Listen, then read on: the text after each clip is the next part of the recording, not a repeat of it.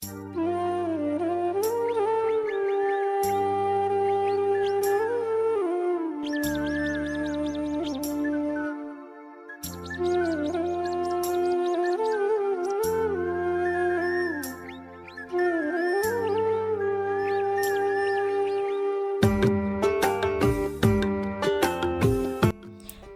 সকাল বন্ধুরা, যে যেখান থেকে দেখছো আমার ছোট্ট চ্যানেলে তোমাদের অনেক স্বাগত ও অনেক ভালোবাসা।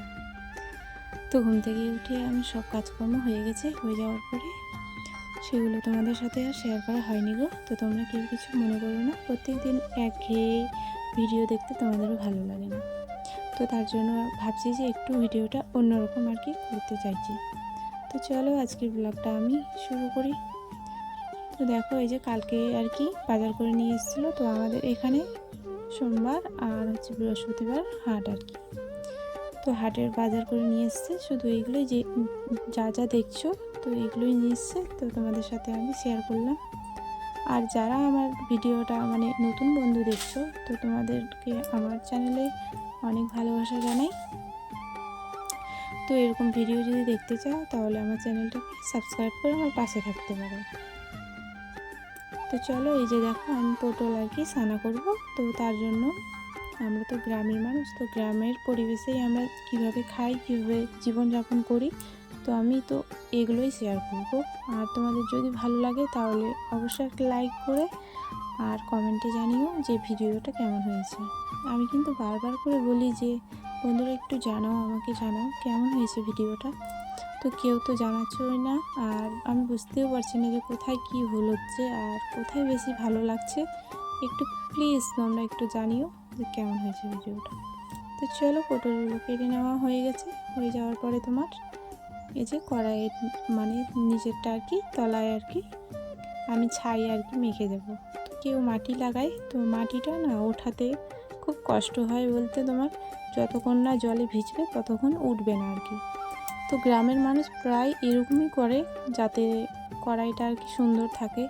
তবুও জানো তো আমি মানে কি বলো তো মাজতে পারি না, তার জন্য একটু মানে কষ্ট হয়, তাই আমি ছাইটাই ব্যবহার করি, তাহলে তাড়াতাড়ি আর কি উঠে যায়। তো এটা হচ্ছে তোমার পেঁয়াজ আর একটু লঙ্কার গুঁড়ো দিলাম, ওটা ভেজে রেখে দেবো, কারণ সকালের আলু আর হচ্ছে তোমার আলু ছানা করব, আর এই যে পটল ভেজে নিলাম এগুলো আর কি ছানা করবো। তো চলো, আমরা তো সিলেই আর কি করি, তো চলো তোমাদের সাথে আমি শেয়ার করি সেটা।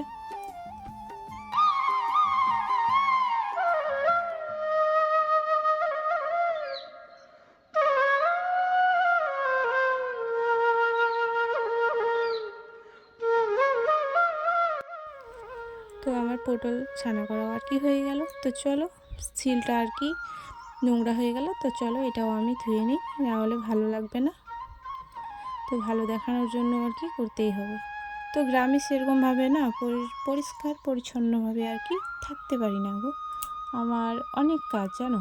আমার মনে করো যে গরু আছে, ছাগল আছে, হাঁস আছে, মানুষের খাওয়ার, হাঁসের খাওয়ার, সবাই খাওয়ার মানে জোগাড় করতেই আমার দিনটা না শেষ হয়ে যায়।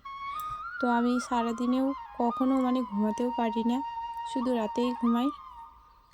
তো সংসারে থাকলে তো একটু কাজ করতেই হবে, তাই না বলো? তো তার জন্য আমি কিছু মনে করি না। তো খাওয়া দাওয়ার পর ওই যে দেখো পাশে কিন্তু মন্দিরটা দেখতে পাচ্ছ, তো মন্দিরটার রং হয়ে গেছে, খুব সুন্দর লাগছে দেখতে।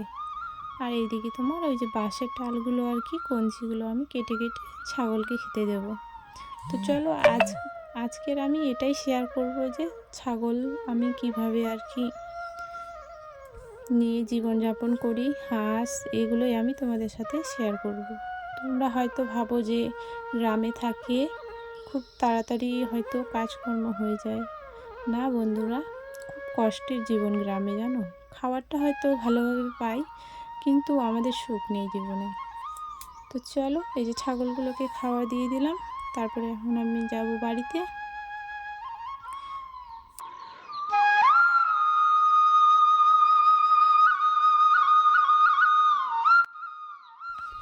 এখন বাজে বিকেল 3টা। তো বৃষ্টি তো হয়েছে কালকে, কালকে বলতে আজকেও হয়েছে। আর দেখো তোমাদের খাড়িটা কিন্তু এর আগেও আমি দেখিয়েছি, তখন কিন্তু শুকনো ছিল। আর এখন দেখো একদম জলে ভর্তি। আর এই খাড়ির পাশে, জলের পাশেই আর কি এত সুন্দর একটা গাছ হয়েছে, কিন্তু আমি জানি না বন্ধুরা কিসের এটা গাছ, আমি বলতেই পারছি না। তো তোমরা যদি কেউ জেনে থাকো একটু বলো আমাকে। তো দেখো চারিপাশটা কত সুন্দর লাগছে দেখতে, দুপাশেই আছে গাছ, তারপরে খেজুরের গাছ, খুব সুন্দর লাগছে। আর এইদিকে দেখো সূর্যি মামা আর কি অস্তে যাচ্ছে। তো এখানে আমার ছাগলগুলো নিয়ে আমি চলে আসলাম। আমি কিন্তু গেছিলাম ছাগলগুলো চড়াতে।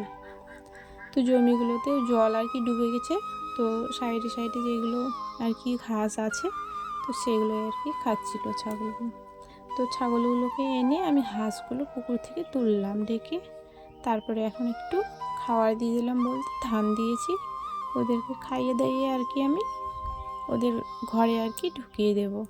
তো তার জন্য ছোটো বাচ্চাগুলো ভিতরে ঢুকানো ছিল, ওই জন্য দরজাটা আর কি লাগানো ছিল।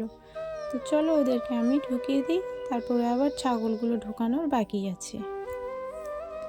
তো এদিকে তোমরা যে হাঁসের বাচ্চাগুলোকে খাবার দিয়েছিলাম, তো ওই বাটিটা আর কি বের করে নিলাম। আর মোটামুটি তোমার সব ছাগল ঢোকানো হয়ে গেছে, কারণ ছাগল চড়িয়ে নিয়ে এসে ওদেরকে আমি ঢুকিয়ে দিয়েছি। আর এইদিকে তোমার এই দুটো আর কি বাড়িতে ছিল ছোট ছাগল এগুলো, তো এদেরকে নিয়ে আমি ঢুকিয়ে দেবো।